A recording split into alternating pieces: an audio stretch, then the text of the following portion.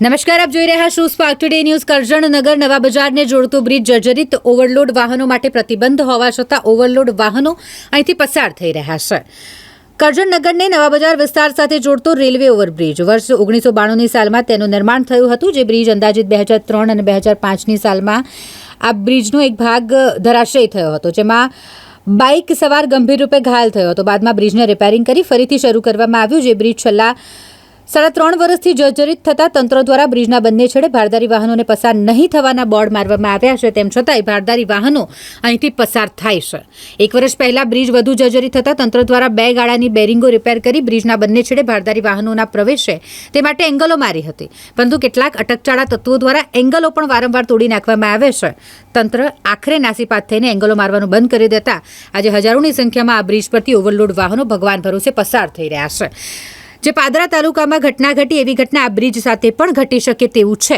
વહેલી તકે તંત્ર આ બાબતે યોગ્ય કાર્યવાહી કરે, જેથી આજે બનેલી ઘટનાનું પુનરાવર્તન ન થાય તે માટે આરએનબીના વસાવા સાહેબનો સંપર્ક કરવામાં આવતા તેઓ બહાર હોય અને હજુ હમણાં જ તેઓનું પોસ્ટિંગ થયેલ હોય, જેને લઈને બ્રિજ ક્યારે બન્યો, ક્યારે જર્જરિત થયો એની તેમને ખબર જ નથી અને વડોદરા ઓફિસ જઈને ચેક કરી આ બાબતની માહિતી આપશે તેવું કહ્યું હતું. જે અત્યારે ગંભીર બ્રિજની ઘટના બની છે એ ખૂબ જ દુઃખદ ઘટના છે.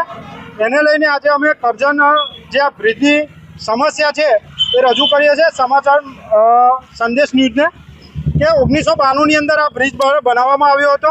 ત્યારબાદ 5 કે 7 10 વર્ષની અંદર આ બ્રિજનો એક ભાગ રેલવેની અંદર જે આવે છે એ તૂટી ગયો હતો અને એના લીધે એક બાઇક ચાલકને ગંભીર ઇજાઓ થઈ હતી. ત્યારબાદ આ તંત્ર દ્વારા લપેટા મારીને ફરી ચાલુ કરવામાં આવ્યો છે. તેમજ ભારી વાહનો અહીં આગળ બોર્ડ પણ મારેલું છે કે ભારી વાહનોને અહીંથી અવર જવર કરવું નહીં.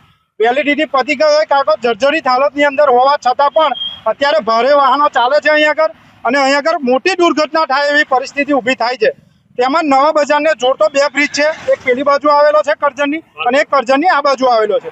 જે પેલી બાજુ બ્રિજ આવેલો છે ત્યાં આગળ 5 કિલોમીટર ફરીને જવાનો વારો આવે છે. એનું કારણ કે રેલવે અંડરગ્રાઉન્ડ છે, ત્યાં પાણીની ખૂબ જ મોટી સમસ્યા છે અને જે રોડ છે હાઈવે ત્યાંથી જે પાસ કરવાની જે જગ્યા છે એ બંધ કરી દેવામાં આવી છે. એને લઈને ઘણીવાર રજૂઆત કરવામાં આવી. એક્સિડન્ટ ઝોન હોવાને કારણે એ બંધ કરેલું છે. પિન્ટુભાઈ, આ બ્રિજની વાત કરીએ તો 1.5 વર્ષ અગાઉ એંગલો પણ મારવામાં આવ્યો તો શું કહેશો? એંગલો જે મારવામાં આવી હતી એની અંદર 20-25 લાખ રૂપિયા જ્યારે તંત્ર દ્વારા ખર્ચો કરવામાં આવ્યો છે, છતાં પણ કોઈ અહીંયા જે માથા ભારે તત્વો છે એમના દ્વારા એંગલો તોડી અને અહીંયાથી અવર જવર ચાલુ કરવામાં આવી છે. એટલે તંત્રને અમારી જાણ કરીએ છીએ કે આ બી દુર્ઘટનાને લાયક છે અને દુર્ઘટના થઈ શકે છે.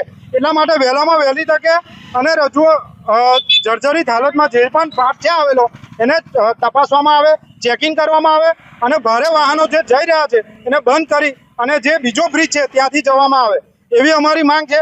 નહીં તો અહીં પણ મોટી દુર્ઘટના થઈ શકે એમ છે. આ બ્રિજ તમે જોઈ શકો છો લાઈવ છે, અત્યારે પણ વાહન વ્યવહાર ચાલુ છે.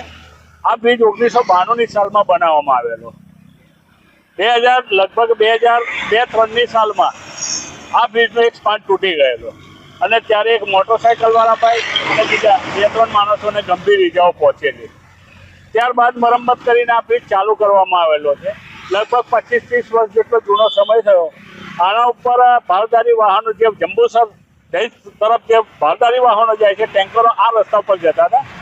તંત્રએ બ્રિજને બચાવવા માટે અહીંયા એ લોકોએ જે તે વખતે એંગલો મારવામાં આવેલા, પરંતુ ધંધાદારી ઇસમો દ્વારા આ એંગલો રાત્રે એનકેન પ્રકારે દૂર કરવામાં આવી અને વારંવાર એંગલો નાખવા છતાં આ બ્રિજ કાર્યરત છે હાલમાં પણ.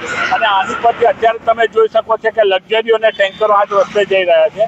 ભવિષ્યમાં બહુ મોટી જાનહાનિ થવાનો સંભવ છે. જે અત્યારે પાદરા બન્યું ગંભીરા બ્રિજ, એ જ પરિસ્થિતિ આ બ્રિજની અમે જોઈએ છીએ. બીજું કે નેશનલ હાઈવે કરજણ ચોકડી પર ઘણા બધા મસ્ત મોટા ખાડા પડેલા છે. એ બાબતે તંત્ર બિલકુલ નિષ્કાળજી રાખે છે. કમસે કમ એ લોકોએ ખાડા તો પૂરવા જ જોઈએ, પરંતુ કશું થતું નથી. ફક્ત વાતો કરવાની.